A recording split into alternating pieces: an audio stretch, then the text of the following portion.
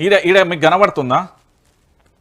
మన ముఖ్యమంత్రి ఇంతకుముందు మాట్లాడుతూ క్లబ్బు పబ్బు అన్నాడు చూడు, ఆ బాపత్కి సంబంధించి తెలంగాణలో డ్రగ్ వినియోగానికి సంబంధించి తెలంగాణలో డ్రగ్స్ కానీ లేకపోతే మాందక ద్రవ్యాలు కానీ గంజాయి కానీ ఇతరత్ర ఏది కూడా పూర్తి స్థాయిలో లేకుండా నిర్మూలన చేయడానికి మొన్ననే ముఖ్యమంత్రి సారథ్యంలోనే పూర్తి స్థాయిలో దాంట్లో కూడా రామ్ చరణ్, మన విజయ్ దేవరకొండ, ఇంకొంతమంది కనబడ్డారు నాకు ఎక్కనో.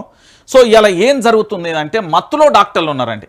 అంటే ఇప్పుడు ఒకసారి మీరు అందరూ కూడా ఆలోచించండి, హాస్పిటల్కి వెళ్తే నమో నారాయణ అంటే వాళ్ళే ప్రత్యేక దైవంగా భావించి వాళ్ళ మీదనే అన్ని ఒక నమ్మకంతో పూర్తి స్థాయిలో చాలా వరకు హాస్పిటల్స్కి వెళ్తాం. కానీ డాక్టర్లే మత్తులో ఊగితే, డాక్టర్లే మత్తులో చిత్తైతే, డాక్టర్లే మత్తుకు బానిసైతే, డాక్టర్లే మత్తులో పూర్తి స్థాయిలో తేలి ఆడితే మరి వాళ్ళని ఏం చేద్దాం? మత్తులో డాక్టర్లు, ప్రజల ప్రాణాలతో ఆటలు, డ్రగ్స్కు బానిస అవుతున్న వైద్యులు, రోజుకు పెరుగుతున్న సంఖ్య. ఈ ఏడాదిలో 20 మందికి పైగా దొరికిన వైనం. పట్టుబడుతున్న వారిలో ఎక్కువగా కార్పొరేట్ డాక్టర్లే. యాజమాన్యాల ఒత్తిడి తట్టుకోలేకపోతున్నారా, లేక అధిక సంపాదనతో అలవాటు మార్చుకుంటున్నారా? మంది ప్రాణాలంటే లెక్కలేదా? ఒక్కసారి ఆలోచించండి. ఇక్కడ చూడండి, పబ్బులలో డ్రగ్స్ గబ్బు. గుట్టంతా బయటపెట్టిన ఈగల్ టీం, ప్రధాన సూత్రధారి అరెస్ట్. ఇక పలు పబ్బుల యాజమాన్యాలపై కేసులు. నైజీరియన్లే సప్లయర్లు, వినియోగదారులలో ప్రముఖులు. 20 సార్లు డ్రగ్స్ కొన్న కార్డియాలజిస్ట్, గుండె డాక్టర్ 20 సార్లు డ్రగ్ కొన్నాడట. ఇక ఆయన గుండెకేం వైద్యం చేస్తారు, ఆ గుండెకి ఆయన ఏం ఉంచుతాడు అంటే చాలా వరకు కార్పొరేట్ దవాఖానలలో పూర్తి స్థాయిలో పైసలు ఎక్కువైపోతున్నాయి. మీరు ఇక్కడ హాస్పిటల్ ప్రైవేట్ కార్పొరేట్ వ్యవస్థలను కనుక తీసుకుంటే ఒక పేషెంట్ని తీసుకొచ్చే ఆ పేషెంట్ తరపున వచ్చిన వ్యక్తి ఆర్ఎంపీ డాక్టర్లు కానీ లేకపోతే వాళ్ళని ఎవరు మార్కెటింగ్కి సంబంధించిన వ్యక్తి, వానికి ప్యాకేజ్ ఉంటుంది, హెచ్ఆర్కు ప్యాకేజ్ ఉంటుంది. అంటే ఈ ప్యాకేజీలు ఏంది? ఒక వ్యక్తి ఆరోగ్యంతో చెలగాటలాడుతున్నాడు.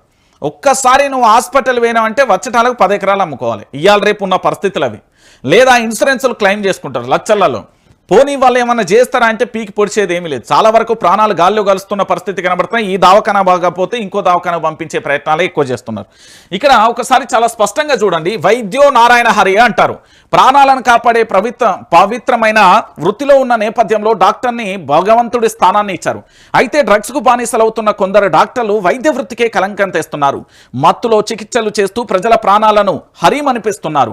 గడిచిన 1 సంవత్సరంలోనే డ్రగ్స్కు అలవాటు పడి దొరికిపోయిన వైద్యుల సంఖ్య 22కు పైగా ఉంది.